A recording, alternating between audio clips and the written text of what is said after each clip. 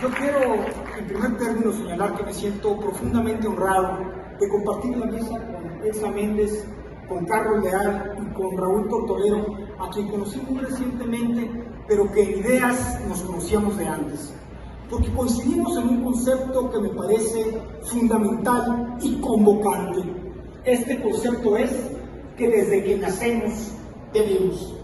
Irrumpimos en una sociedad previamente construida por miles de años de organización civil, jurídica y por un pensamiento unificador, que es el pensamiento de Grecia y Roma, que la Iglesia Católica después difundirá y que los distintos rasgos en el resto de Occidente consolidarán. Este pensamiento occidental tiene una línea meridiana y clara, la de la libertad del hombre.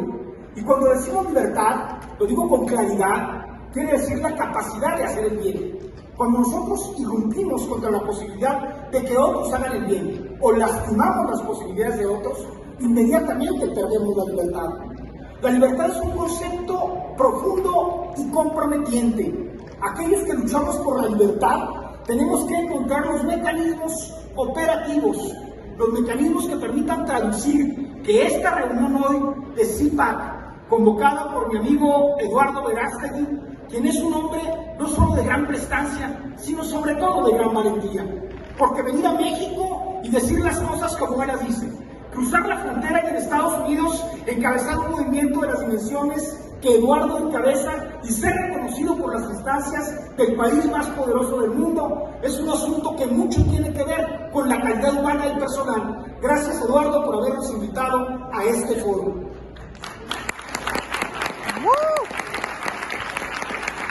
Quiero volver sobre mis pasos y traer a valor presente la pregunta convocante de este panel, que es si en México existe un movimiento de derecha o si en México los movimientos de derecha responden a una línea lógica y congruente. Y voy a contestar con toda claridad: no, y no es importante. Escuché aplausos y noté que muchos de los aquí presentes militan en el PAN o se acercan a esta organización política por una visión axiológica que se supone defienden. El asunto de la política son los hechos. El asunto de la política son los programas. El asunto de la política es la capacidad de instalar acuerdos y de poder conducir a la sociedad a mejores estadios. Y lo que tenemos que contestarnos todos los presentes, porque lo sabemos profundamente, es que ni el PRI, ni el PAN, ni el PRD, hoy convertidos en un extraño eje plural antimorena, ni Morena, representan los valores de la clase media y de Occidente. Sería torpe negar, como lo hace la oposición, que el movimiento de López Obrador no representa una importante parte de la sociedad. Lo hace, y lo hace con eficacia política. El problema es que nada se le opone y entonces la correduría a la izquierda impide que volvamos a valores que nos toca defender. Urge un movimiento conservador que esté por encima de la izquierda y de la derecha, porque la geometría política nos confronta. Si digo ser de derecha, entonces con todos los que se identifican de izquierda no tengo causa común. Sin embargo, si digo ser conservador, defiendo valores transversales que a todos los mexicanos unifican. Por arriba de las diferencias de los mexicanos está el claro fervor por la familia. La unidad que ha implicado para todos una formación religiosa de más del 90% de los mexicanos. Y más importante aún, la necesidad como nación que tenemos, inacabada por cierto, de responder a la convocatoria hecha por América del Norte de ser socios en igualdad de circunstancias. Es inconcebible, insostenible que 600,000 millones de dólares en comercio y 50,000 millones de dólares entregados en remesas al decil más pobre no sean distribuidos. La oligarquía de los empresarios y el gobierno, que hace 50 años son uno solo, impiden el surgimiento de la clase media. Me parece entonces que la obligación de un movimiento conservador es, en primer lugar, garantizar que haya clase media, porque la clase media no se somete al voto despensa. La clase media no se subyuga a los intereses del Estado. Yo lo digo con toda claridad, desde México republicano y reivindicando nuestra alianza con el pueblo norteamericano, pero sobre todo con 38 millones de mexicanos que se levantan en Estados Unidos y mantienen a buena parte de este país. Necesitamos crear un movimiento que responda a la necesidad binacional. Estamos trabajando cuando menos en 20 ciudades de Estados Unidos para que gente nacida en México como Mayra Flores sean diputados a través del Partido Republicano. Y lo estamos haciendo, porque no somos una organización que se identifique con la denominación latina o hispánica. Bueno es que hay hispanos en Estados Unidos, bueno es que hay hermanos centroamericanos en Estados Unidos, pero los mexicanos somos una mayoría absoluta con una representación mínima. Los cubanos, que apenas son 3 millones, tienen cuando menos 3 senadores, nosotros ninguno, y somos 38 millones. Es indispensable que la ecuación norteamericana cambie para que tengamos senadores de nuestro movimiento que pongan en el centro del huracán a México. Siempre repito lo mismo.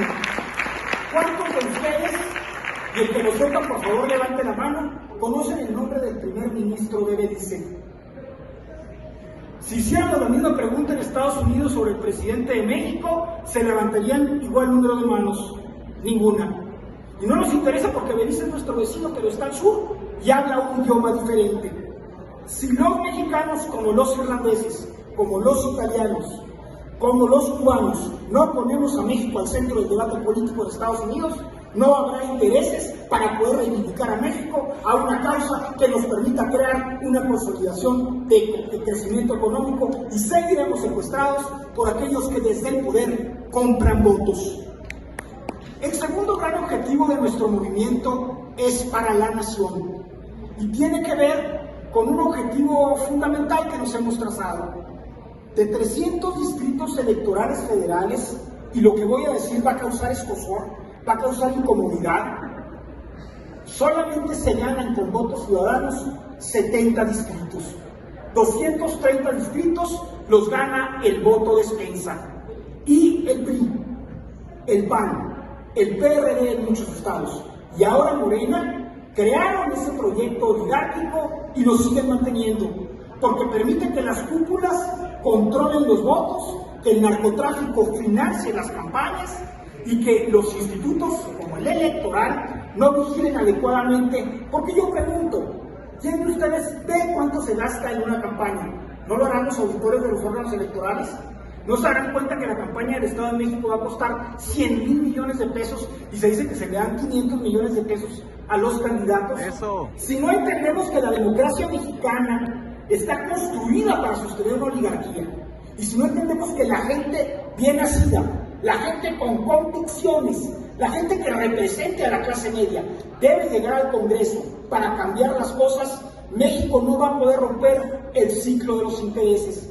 Ambos fueron diputados de nuestro movimiento. Hay mucha gente que está en la Cámara y operar en estas instancias altamente corrompidas, terriblemente complicadas y absolutamente controladas por la jerarquía de los partidos que no responden a sus bases, sino a sus intereses, es prácticamente imposible. Si en México somos conservadores y procapitalistas en la mayoría productiva, ¿por qué nos gobierna la izquierda?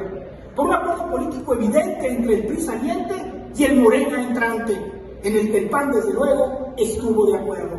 Eso tiene que acabar y nosotros vamos a garantizar que acabe. ¡Eso! Pero lo más importante son los fondos. Nosotros tenemos modelo, nosotros tenemos diseño, nosotros tenemos una alianza política importante con grupos de mexicanos en Estados Unidos que van a impedir que en México se oscurezca la política y se nos elimine. Tenemos que ganar esos 70 distritos electorales federales para candidatos republicanos, por la vía ciudadana, porque no podemos tener registro sino hasta el año 2025, y a través de los partidos políticos locales que estamos constituyendo en alianzas claras con fuerzas que permitan que los nuestros sean diputados sin adherirse luego a sus acciones. Debe haber 70 diputados republicanos en el próximo Congreso y debe haber 20 diputados mexicanos republicanos en el Congreso de Estados Unidos. Esos 90 diputados cambiarán la ecuación del país y permitirán el surgimiento de un movimiento conservador. ¡Que viva México!